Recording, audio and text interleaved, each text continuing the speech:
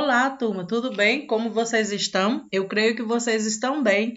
Eu também estou bem. Vamos dar continuidade ao estudo sobre Renascimento em alguns países. Hoje vamos iniciar esse estudo na Alemanha. Como aconteceu o Renascimento na Alemanha? Então, se coloque, por favor, em um lugar silencioso, confortável, com o seu material à mão, para fundamentar a sua videoaula, ok, meus queridos? Então, vamos iniciar a nossa leitura. Eu leio daqui e você lê daí, tá certo? No final do século XV e início do século XVI, os ideais dos humanistas e do Renascimento chegaram à Alemanha. O povo alemão estava ainda sob o impacto da reforma protestante iniciada por Martim Lutero, religioso que criticava os abusos praticados pela Igreja Católica.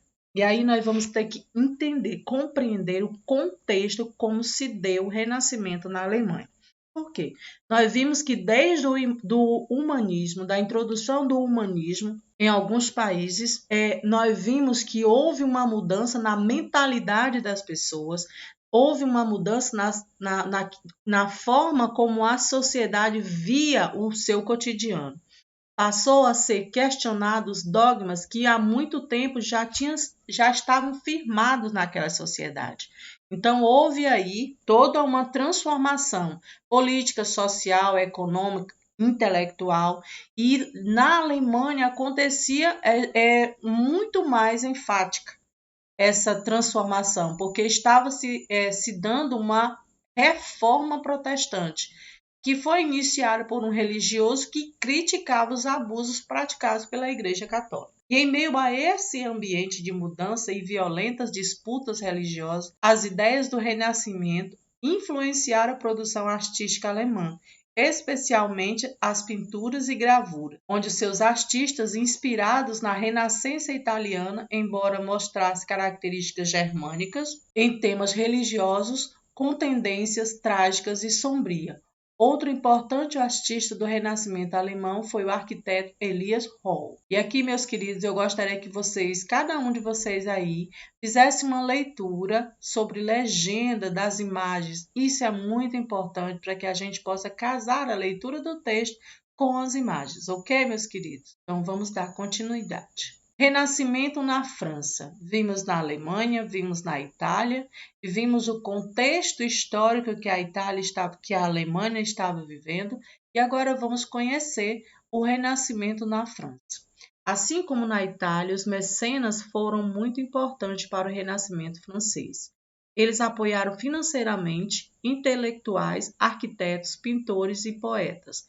Nós vimos lá no início que mecenas são aquelas famílias que financiavam as obras desses artistas. Antes não havia essa possibilidade, mas a partir do momento de estudos desenvolvidos com base no humanismo, e aí o Renascimento vem muito enfático nessa sociedade, foi possível que esses artistas mostrassem suas obras e a partir daí começassem a expor essas obras como eles estavam vendo e percebendo as transformações da sociedade que eles faziam parte. A França vivia então uma época de renovação de ideias. Um dos pensadores mais notáveis do período foi Michel Montaigne. Ele escreveu a obra Ensaios, defendendo a necessidade de adotar uma postura cética em relação a dogmas ou verdades absolutas. A filosofia cética afirma que, como o nosso saber não pode chegar a nenhuma certeza em relação à verdade absoluta, o melhor é manter-se em dúvida intelectual permanente sobre ideias, instituições e fatos. Os sentidos para esse artista humano não são confiáveis e o caminho para se libertar da superstição e da hipocrisia está na dúvida, não na fé. Essa era a opinião desse artista. Vamos avançar. Outro importante escritor renascentista francês foi François Rabelais, autor da obra A Vida de Gatuno. Essa obra, condenada pela Igreja Católica, era marcada pelo uso de sátiras e linguagem vulgar. É só. Renascimento em Portugal. Como se deu? Renascimento em Portugal refletiu o otimismo pelo sucesso das grandes navegações. E aí a gente retoma novamente a história. Portugal e Espanha foram os primeiros a se lançarem nas grandes navegações. O que eles buscavam? Novas rotas comerciais e matéria-prima para a produção de seus produtos, por assim dizer, e também por especiarias. E naquele momento Portugal estava vivendo aquele contexto de riqueza, de novos conhecimentos, por conta das grandes navegações.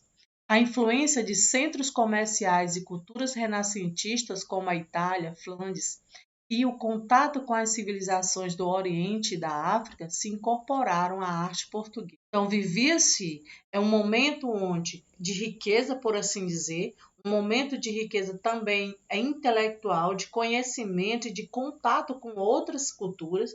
Isso fez com que o Renascimento fluísse em Portugal. Na literatura, destacou-se o poeta Luís Vaz de Camões, autor de Os Lusíadas, publicado em 1572, um poema épico que exalta os feitos de Vasco da Gama e as conquistas marítimas dos portugueses. Na arquitetura, predominou um estilo propriamente português chamado manuelito, desenvolvido durante o reinado de Dom Manuel I, entre os anos de 1495 e 1521.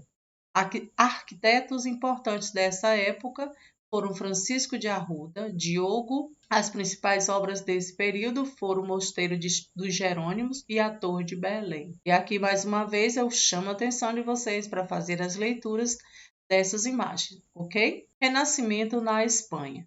Na Espanha, o movimento renascentista se manifestou no final do século XV, no contexto das grandes navegações. Lembrando que, já falei, Portugal e Espanhol foram um dos primeiros países a se lançar nas grandes navegações. Vários artistas produziram pinturas e esculturas com forte teor religioso. Um dos mais importantes pintores do Renascimento espanhol foi El Greco, autor de obras como Toledo sobre a Tempestade, o enterro do Conde Orgaz, a Santíssima Trindade, o martírio de São Marício e Eupólio. Vamos continuar. A maior obra literária do Renascimento espanhol é Dom Quixote de La Mancha, do escritor Miguel de Cervantes, publicado em 1605. O livro narra as aventuras fantasiosas de um nobre que pensa ser um cavaleiro medieval. Trata-se de uma paródia dos romances de aventura e de cavalaria, com o objetivo de criticar a sociedade espanhola da época, considerada atrasada e feudalista. Renascimento na Inglaterra. A Inglaterra, durante os séculos XVI e XVII, viveu um período de grande prosperidade por causa de sua intensa atividade comercial e exploração das colônias da América. Então, todos esses países que nós estamos estudando, o desenvolvimento do Renascimento se deu de uma maneira, cada um muito própria daquela região. Contexto histórico sempre muito entrelaçado na história do desenvolvimento do Renascimento em cada um desses países. O Renascimento inglês se caracterizou por avanços na música com o compositor William, criador de obras para voz e para... São duas obras, tá certo? E por conta dessas obras ele se desenvolveu e se tornou importante para aquele momento artístico. Muitas obras literárias inglesas tiveram característica claramente humanista. Nesse contexto destacam-se as peças teatrais de William Shakespeare, entre elas Henrique V, Romeu e Julieta. Seus temas cômicos ou trágicos tratam do poder, da inveja, do cinismo e da desilusão. Renascimento em Flandres. Entre os séculos XIV e XV, em Flandres, uma região de comércio muito rica, o Renascimento influenciou a literatura, a filosofia e as artes plásticas. Na pintura, os artistas flamengos se destacaram por criar a tinta a óleo, revolucionando as técnicas de pintura conhecidas na Europa até aquela época. Por levar óleo em sua composição, esse tipo de tinta demorava mais para secar, permitindo que o artista tivesse mais tempo para fazer ajustes nas cores e criar texturas e efeitos de luminosidade. Os principais pintores flamengos foram Jan van Eyck e Pierre. Mais uma vez eu chamo a atenção de vocês todas as vezes. Os nossos textos que nós estamos estudando, ele nos oferece muitas imagens, muitas gravuras. E é importante que você possa fazer a leitura dessas legendas para casar com o texto estudado. Eu gostaria de convidar você também para elencar a característica em cada país, como aconteceu o Renascimento. Você observou que durante o nosso estudo, cada um desses países, o desenvolvimento do Renascimento se deu de forma diferenciada. E é importante que você possa elencar a diferenciação de como se deu o Renascimento em cada um deles, para que você possa fundamentar o seu conhecimento. Ok, meus amores? Então, vamos avançar. Aqui nós temos uma atividade que nos é proposta e eu gostaria de pedir o máximo de atenção ao realizar essa atividade, ok, meus amores? Para que você possa ter êxito. Então, essa foi a nossa aula de história. Espero demais que vocês tenham amado, porque eu amei fazê-la. Então, eu gostaria de convidar vocês a realizar as atividades com alegria. Beijo, meus amores, e até a próxima.